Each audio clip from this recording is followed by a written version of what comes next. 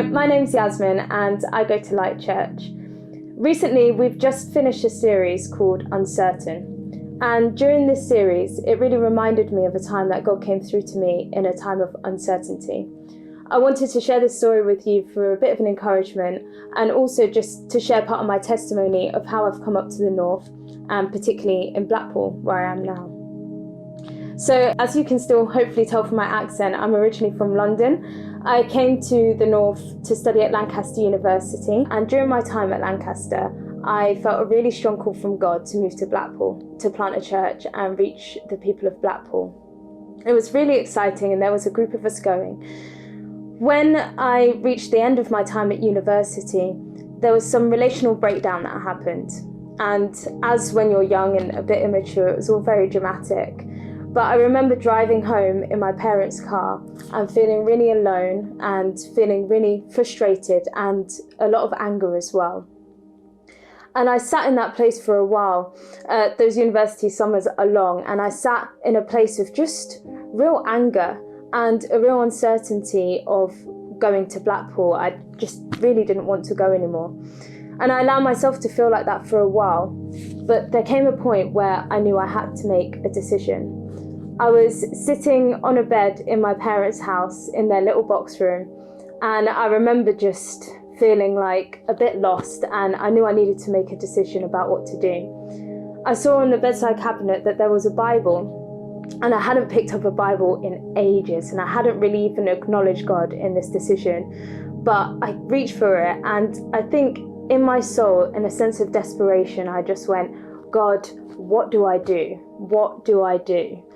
And I turned the Bible just randomly, and it fell on Genesis 12, verses 1 and 2. And it says, "Now the Lord said to Abram, go from your country and your kindred and your father's house to the land that I will show you. And I will make of you a great nation, and I will bless you and make your name great, so that you will be a blessing." And I just sat there after reading that, just gobsmacked. And I was sitting in my dad's house, and I knew that I had to go to Blackpool. But that wasn't enough. I still had this real sense of anger, and I remember just saying to God, I'm just so angry. I just didn't know what to do. I was just still angry. And again, I opened my Bible randomly, and it fell on Ecclesiastes chapter 7, and my eyes were drawn to verse 9, and it says, "Be not quick in your spirit to become angry, for anger lodges in the heart of fools." And as I read that, instantly my anger just disappeared, and it was replaced with a sense of peace, the kind that only the Holy Spirit can give to you. And it was amazing. And so I went to Blackpool, and I've been here for 5 years now, and it's just been one of the best decisions of my life, and I've seen God's blessing from my obedience, and it's just been a real encouragement.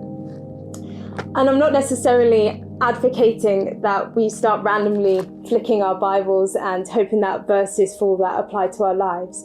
But God was so gracious to me in that time, and how he spoke to me in that sense of desperation. I didn't know what to do.